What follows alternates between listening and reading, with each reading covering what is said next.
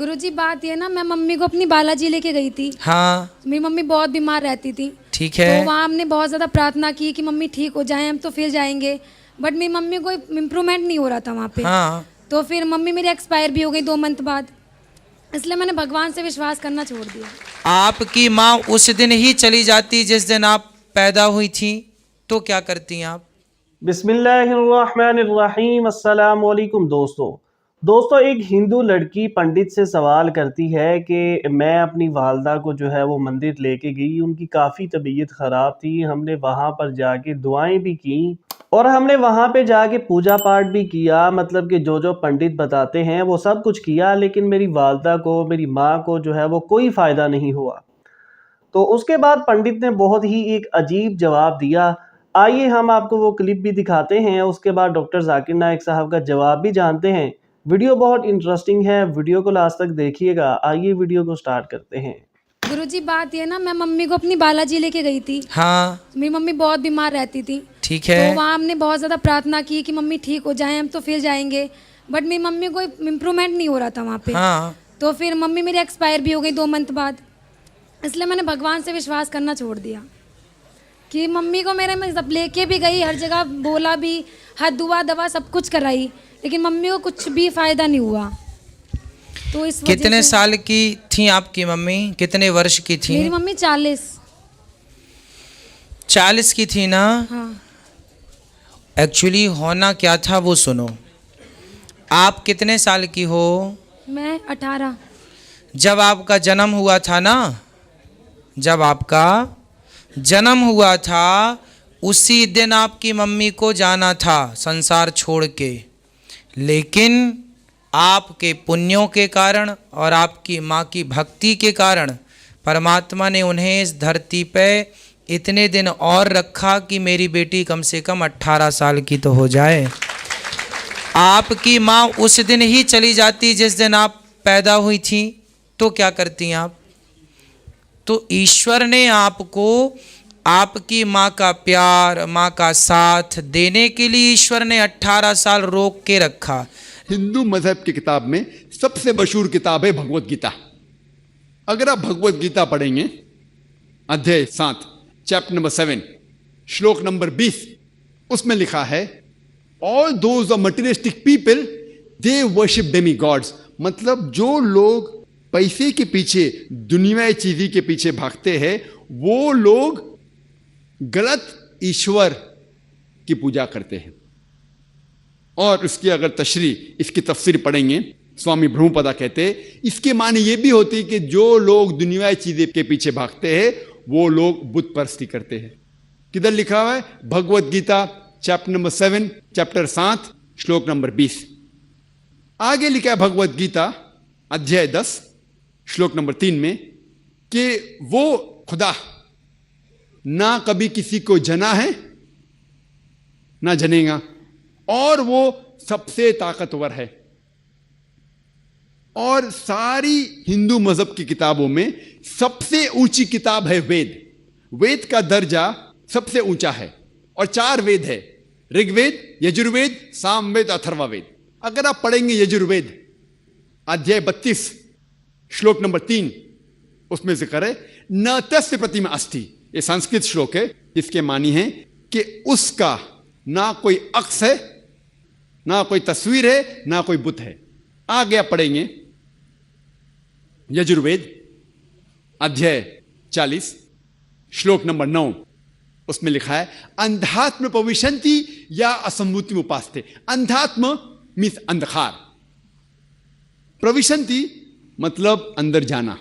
वो लोग अंधकार में जा रहे हैं जो लोग असंभूति की पूजा करते हैं।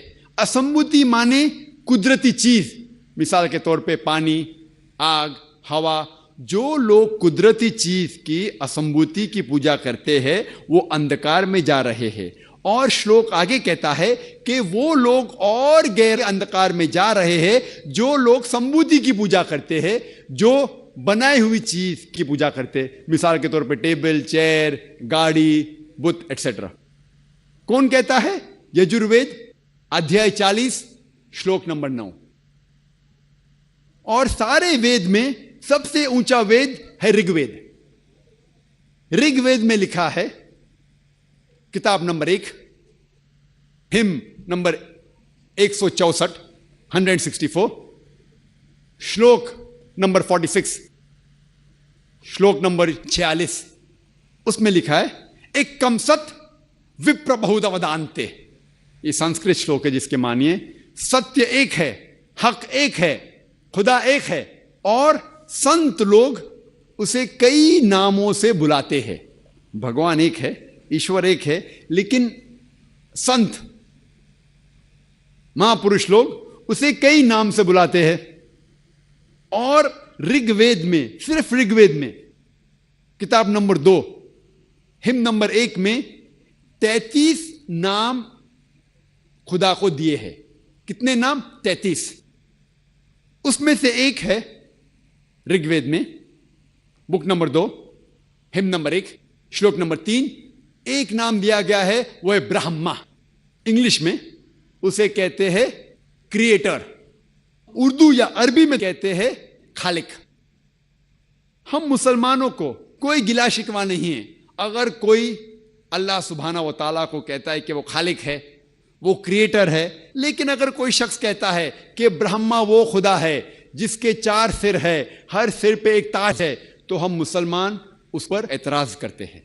क्योंकि आप सिता सितारा उपनिषद अध्याय 4 श्लोका 19 के खिलाफ जा रहे हैं, जिसमें लिखा है न तस्य प्रतिमा अस्ति, उसके जैसा कोई भी नहीं है। एक दूसरा नाम जो खुदा को दिया गया है Rigveda, book number 2, hymn number 1, श्लोक नंबर 3 में, वो है विष्णु। अंग्रेजी में उसे कहते हैं सस्टेनर, द चेरिशर। अगर उर्दू या अरबी में कहेंगे तो वो है रब।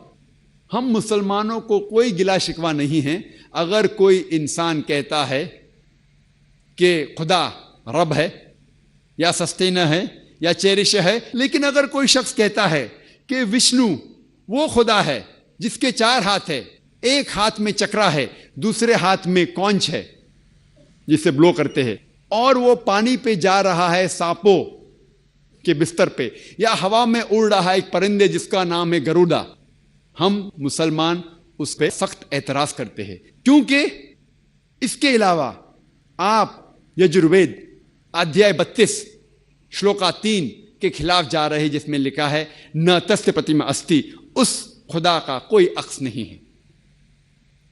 अगर आप पढ़ेंगे ऋग्वेद किताब नंबर 8 हिम नंबर 1 श्लोक नंबर 1, उसमें लिखा है माचिदनदी संसद, आप एक ही खुदा में मानो, सिर्फ एक खुदा की पूजा करो।